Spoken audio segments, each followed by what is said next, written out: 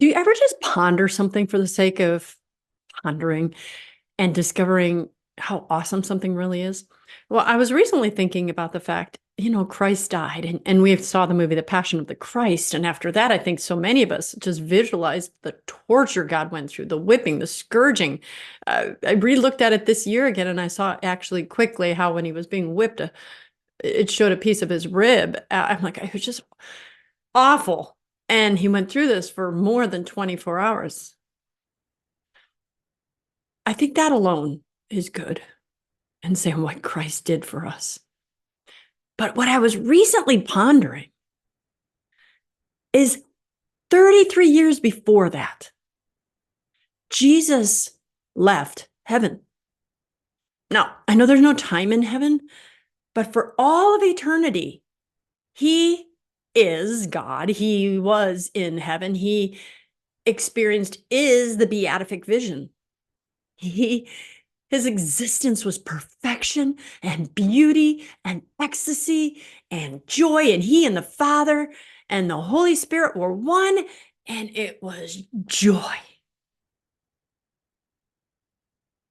And then, because he loved us, he literally said, I am willing to leave all of this and go down and put myself inside a human body on an earth where there's sin, where you're going to get sick and you're going to get stomach aches and vomit. And you're going to get a bug in your eye. You're going to trip and stub your toe.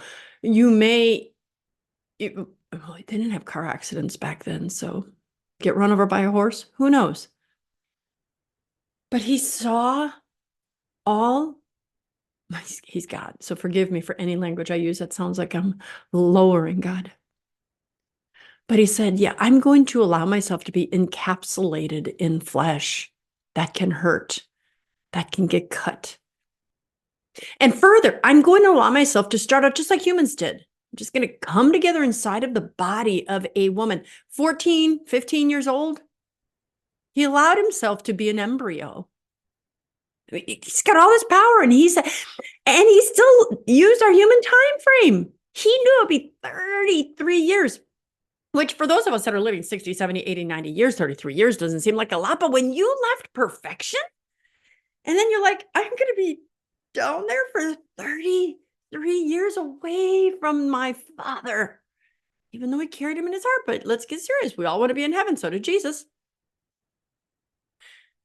And he knew he'd have to be patient, and he'd be a boy, and he'd have to be obedient to his mother and his foster father. He allowed this.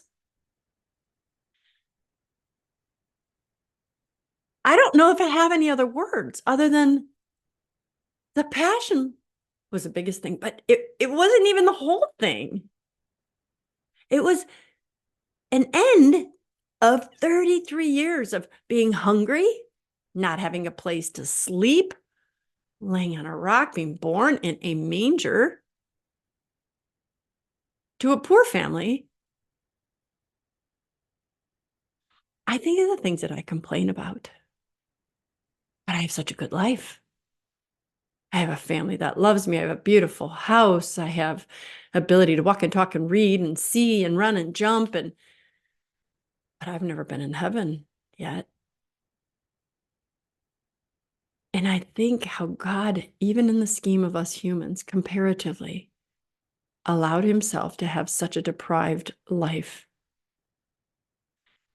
I am saying nothing good about Satan, but I do understand the angels that fell and became demons were the ones that were supposed to honor God in the human flesh. They're like, you could have had this and you're going down there. How can I worship that? Okay, look, I'm not giving any glory to Satan. But I understand how they can be like, that is so low compared to this awesome God that you are. Ponder our God in this month of the Sacred Heart. Oh, his heart must have bled for us. What a deep love. Oh my gosh.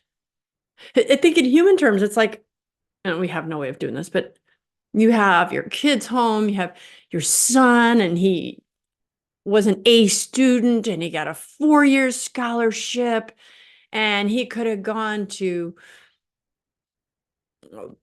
let's let's get out of that one. I can't even think. He was in the Naval Academy, but then he has to go to war. No, but it is sending him to a battlefield.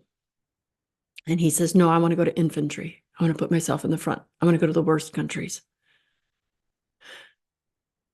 Or a king and a royal family down here someplace, and the son wants to leave and do the same. Or Mother Teresa is putting herself with the deplorables intentionally. We can't even comprehend what that must have been like. All I know is inside of his body, he must have been yearning every day, one day closer to heaven, one day closer to heaven, one day closer to heaven. And that just makes me love him so much more, to know how sacred his heart was. His love was so deep. It's like a mother sending her child off to a battlefield saying, "But you don't have to go there. But I will willingly go into a prison camp for others. But you're going to get hurt and I'm going to miss you. And you're leaving something good for something horrible." What love is that? What love is that? So even if Jesus was never to die for us, and his mission could have been fulfilled without that, just leaving heaven and trapping himself in flesh, to me, Jesus, I love you. Thank you. You are awesome. Thank you for your sacred heart. And thank you for loving me into existence. Thank you for loving each one of the people watching this video into existence, because you knew this world would not be complete without them. For that, we are all eternally grateful. I'm Dr. Christine Bacon. Thanks for watching Breakfast with Bacon. And as always, remember to live your life sunny side up.